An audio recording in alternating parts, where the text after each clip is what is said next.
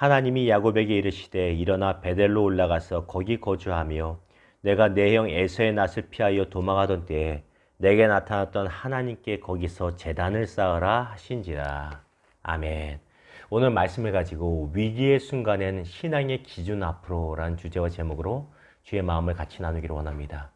여러분 이런 말 들어보신 적 있죠? 어떤 말이냐면 기준 앞으로 이런 말 들어보셨죠? 여러분 학교 생활 때 아니면 또 학교 체육 시간, 교련 시간 아니면 군대 생활에서 많이 들어봤을 것입니다. 무리를 어떤 방향으로 이동시키고자 할 때 또한 흐트러지고 대우가 흐트러진 엉망진창인 무리를 한 군데로 뭉치기 위해서 쓰는 말이 기준입니다. 기준 앞으로 2열 종대, 4열 종대 헤쳐 모여 하면 기준을 중심으로 모이게 됩니다. 그렇지요. 기억나시죠? 왜 이 말씀 드리냐면 우리의 신앙의 세계도 그러하다는 것입니다. 특별히 성도의 삶 가운데 어떤 위기가 있고 고난을 당하고 문제가 있으면 신앙의 기준 앞으로 모여야 된다는 것입니다.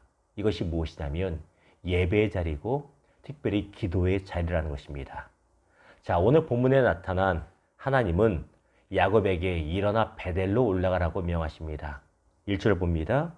하나님이 야곱에게 이르시되 일어나 베델로 올라가서 거기 거주하며 베델로 올라가러 가세요. 이 베델이 어떤 장소입니까? 과거 야곱이 형 에서를 피해서 밧단 아람 외삼촌 라반의 집으로 도망갈 때 광야에서 하나님께 기도하고 예배하고 하나님께 약속드리던 장소 또한 하나님의 구원의 약속을 받은 장소가 바로 이 베델입니다. 베델은 이곳에서 하나님의 구원의 약속을 받고요. 하나님 나를 무사히 돌아오게 하시면 이곳에 반드시 와서 다시 감사 예배 드리겠습니다라고 약속을 했습니다. 그렇다면 오늘 본문의 배경에 야곱의 가정에 무슨 일이 있을까요? 밧단 아람 지역의 외삼촌 라반의 집에 가서 살던 20년이나 살던 야곱이 드디어 고향 땅으로 돌아가게 됩니다. 그런데 우리가 알다시피 중도에 복수심에 가득 찬 에서를 만나서 죽을 뻔한 위기를 당하죠. 그 가운데 기도를 통하여 하나님의 은혜 가운데 이제 극적인 화해를 거두게 됩니다. 모든 문제가 끝났어요. 근데 문제는요.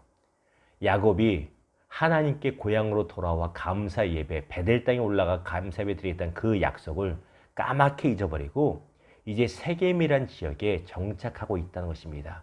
그리고 그 시간이 무려 10년 정도가 지났습니다. 하루 이틀이 아니에요.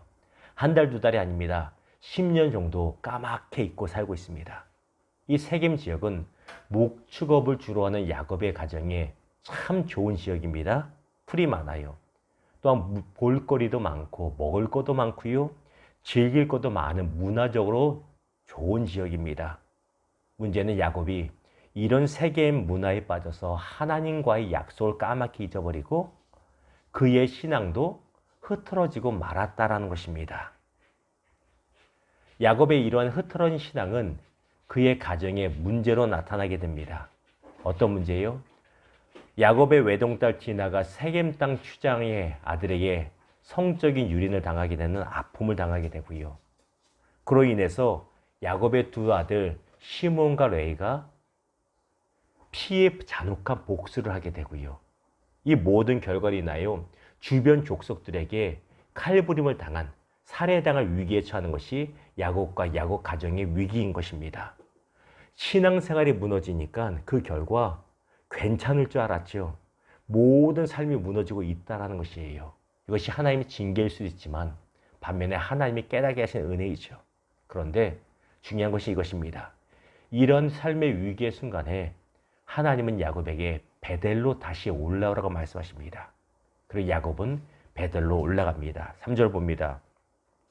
우리가 일어나 베델로 올라가자 내 환난 날에 내게 응답하시며 내가 가는 길에서 나와 함께 하신 하나님께 내가 거기서 제단을 쌓으려 하노라 하매 베델로 함께 올라가자고 올라갑니다. 제단을 쌓습니다. 이것이 무슨 의미예요? 위기의 순간, 문제의 순간에는 신앙의 기준점으로 모이라는 것이에요. 어디로? 예배 자리로, 특별히 기도의 자리로 나와야 해결된다는 사실입니다. 사랑하는 여러분, 삶의 위기와 고난의 순간에 크고 작은 문제 앞에서 신앙의 기준점인 기도 앞으로 예배 자리로 나오시기를 주님의 이름으로 축원합니다. 여기 해결점이 있습니다. 말씀을 맺겠습니다. 예레미야 33장 3절이 우리에게 권면합니다. 너는 내게 부르짖으라. 내가 내게 응답하겠고 내가 알지 못하는 크고 은밀한 일을 내게 보이리라. 내게 부르짖으라. 어제요, 제가 정말 오랜만에 통성 기도라는 걸 해봤어요. 방송 예배 드리고 새벽에도 기도하지만 주여하고 기도할 수 없잖아요. 이웃들도 있고 가족들도 자고 있는데 그럴 수 없잖아요. 늘 작은 속으로 기도하다가 기껏해야 주여 하는 정도로 기도하다가 정말 아버지 주여 하면서 큰 소리 기도했어요. 남이 들을까 봐 어디서? 제 차 안에서. 무슨 일이냐면 어제가 제 큰아이의 운전면허 이제 도로주행 시험일이었습니다. 다음 주 월요일 날 8월 2일에 아이들이 미국으로 이제 출국을 하게 됩니다. 가기 전에 운전면허를 딸 수 있는 마지막 기회예요. 또 못 따면 실망되고 그러잖아요. 근데 아빠로 살 수 있는 게 기도밖에 없는 것 같아요. 잔소리, 제가 운전을 가르칠 만한 실력은 안 되고요. 지난 주일 저녁부터 금식을 하면서 자녀니까 하는 거죠. 금식을 계속 하면서 있다가 또 아이가 시험 보러 들어가기 전에 긴장되고 여러 가지 복잡한 아이의 심경에 몸에 손을 대고 또 기도해 주고요.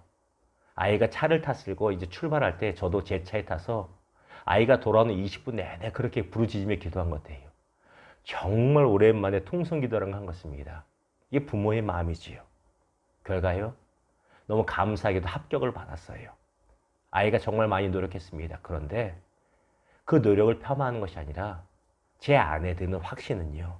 이건 하나님의 전적인 은혜고 특별히 기도를 통한 응답이라는 확신이 들었습니다. 제가 꼭 기도해서가 아니라 모든 사람들이 아는 자기도 그렇고 아이 본인도 그렇고 엄마도 그렇고 다 기도를 했기 때문이죠.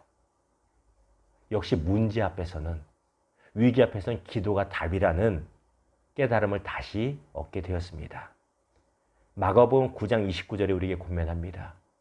이르시되 기도 외에는 다른 것으로는 이런 종류가 나갈 수 없느니라 하시니라. 사랑하는 여러분, 기도 외에는 답이 없습니다. 삶의 위기의 순간에 크고 작은 문제를 당할 때 새로운 삶의 계획을 시작하고자 할 때 무엇 하시겠습니까? 기도의 자리를 회복하십시오.